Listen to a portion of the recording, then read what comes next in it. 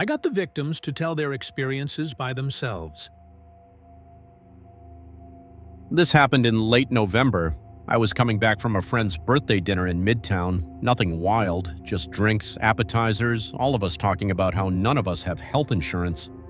Real grown-up fun.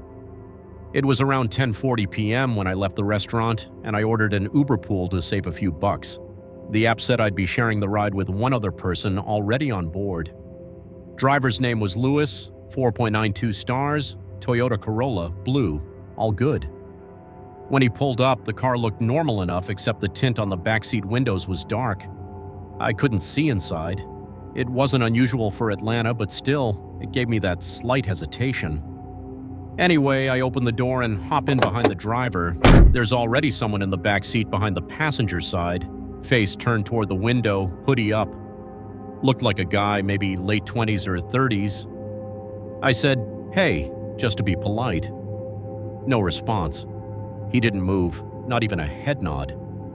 The driver said, "We should be home in about 20. I settled in, opened my phone, texted my roommate I was on my way back, and then got distracted doom-scrolling Twitter. I didn't look up again for, 5 minutes. It was quiet in the car, no music, no talking. Just tires on pavement and this soft sound, like the guy in the backseat was whispering to himself. I turned the volume on my phone down and tried to listen. It wasn't like he was on a call. There was no rhythm, no pauses for someone to respond. Just low mumbling, almost like rehearsing something. I glanced over, without turning my head fully, just from the corner of my eye. He was still facing the window, still wearing the hoodie, still not moving. But the mumbling kept going, and now it sounded off. Like he was saying the same sentence over and over, something like, "Not tonight, not tonight, not tonight, not tonight, not tonight." I suddenly got that weird tightness in my throat, the kind of tension you feel before a doctor gives you bad news. So I cleared my throat and asked the driver casually, "Hey, do you know the guy back here?" He glanced at me in the rear view. "He got in a few minutes before you, seemed fine." I nodded slowly. "Did he speak to you at all?" "Not really, just got in and said the name on the ride." And that was the thing. You have to say your name to confirm you're the passenger. That's protocol. But if he was already in the car and I was the only scheduled pickup on the app, then who was he? I pulled out my phone and opened the trip details again. There was no second passenger listed, just me and the driver. I felt my throat go dry. My fingers were ice cold suddenly, and I swear to God I started seeing the edges of my vision blur a little. I leaned forward. "Hey, Lewis, can I ask you something kinda weird?"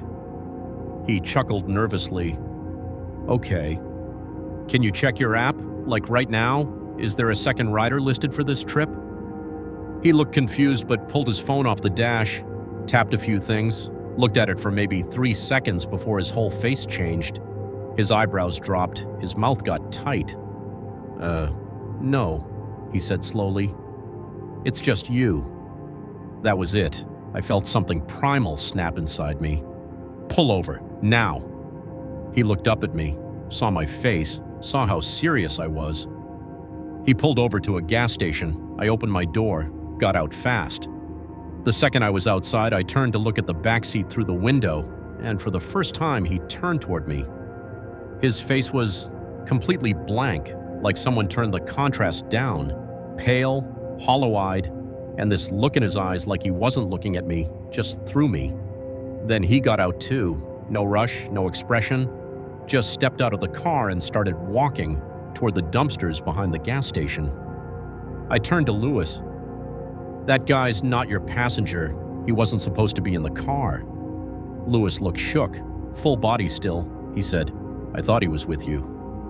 We watched the guy slowly walk into the alley behind the gas station and just disappear into the dark. Didn't run, didn't say a word, just vanished. I ended the ride right there and took a lift home. Reported it to Uber. They flagged the trip and refunded me, said they'd look into it. Typical PR response. But here's the part that really scares me. A week later, I got an email from Uber. They said they reviewed the GPS data from Louis' trip log. The ride started with an empty car. No one was picked up before me. There was never any record of that man entering the vehicle, but I saw him, heard him, smelled him. He smelled like mildew and metal. He was in the car, and nobody, not Uber, not Louis, not the app, knows how the hell he got there. This happened in the summer of 2022 in Austin.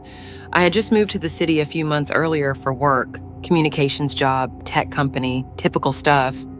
It was a Saturday night just after 11 p.m. I'd been at a friend's party in South Congress, but I'd left early. Something about the vibe was off.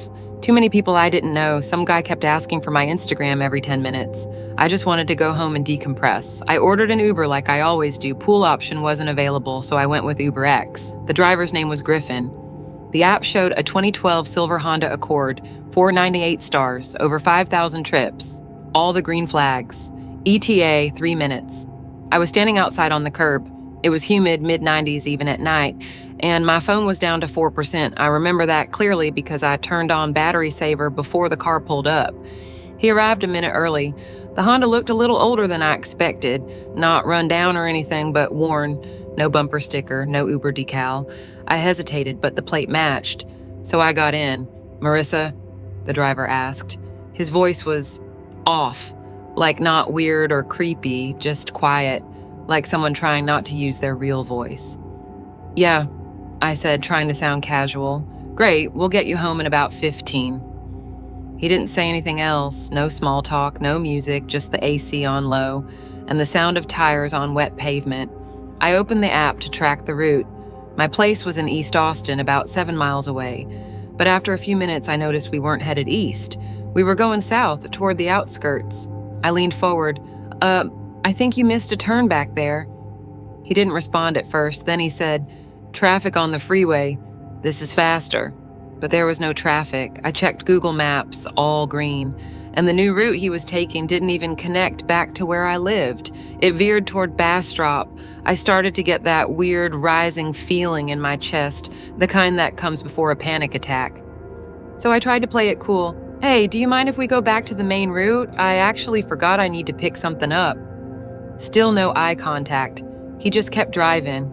I glanced at the dash. No phone mount, no GPS open, just the empty screen on his stereo. I reached for my phone. 2% now. I texted my roommate Sam. "This guy's going the wrong way. Uber, silver Honda, Griffin, something's wrong." The moment I hit send, he turned down an unlit back road, like fully dark, no streetlights, just trees on both sides. I said his name louder this time, and he finally looked at me in the rearview mirror. But it wasn't a normal look. It was like he was studying me, not angry, just blank, like a butcher deciding where to make the first cut. I yanked the door handle, locked. He must have heard it. He flicked something on the console, and the child locks clicked into place. I swear to God, my stomach dropped into my shoes. "Okay, this is not funny. Let me out right now or I'm calling the cops." He didn't react, just kept driving, slowly now, like he was savoring the tension. My phone died. We were maybe 10 minutes out of the city now, completely surrounded by trees. I was screaming at this point, pounding on the window, kicking the back of his seat. He didn't say a word. Then, out of nowhere, he pulled off the road and stopped in this clearing. Just woods, not even a trail. He got out, left the door shut behind him. I remember trying to climb into the front seat, but the center console was jammed, and by the time I fumbled over it, he was back with something in his hand. It was a roll of duct tape. That's when instinct kicked in, not logic, instinct. I flung myself into the driver's seat, slammed the gear shift into reverse, and prayed the car would move. It lurched backwards, nearly swiping a tree. He started banging on the driver's side window, trying to pull the door open, but I gunned it. I didn't know where I was going, no GPS, no phone, no idea which way was north, but I just drove. Fast. I hit a ditch at one point, blew out the rear tire, but kept going until I saw a highway sign and pulled onto the shoulder. A trucker stopped, called 911. I was still shaken when the police arrived. Here's the part that really messes with me. The license plate didn't match the one on the app. It was off by one letter. He wasn't Griffin. He wasn't even a real Uber driver. The cops never found him. Said the car must have had fake plates, maybe a duplicate VIN. Security footage showed a silver Honda near my friend's place, but it was grainy, nothing conclusive. Uber claimed the real Griffin had canceled the ride 90 seconds before he arrived. I never got the notification, probably because of my signal or my battery. They refunded me. Big help, right? To this day, I don't know what he wanted or how many others he's done this to, but every time I see a silver Honda in traffic, I flinch. And I never, ever take rides alone anymore.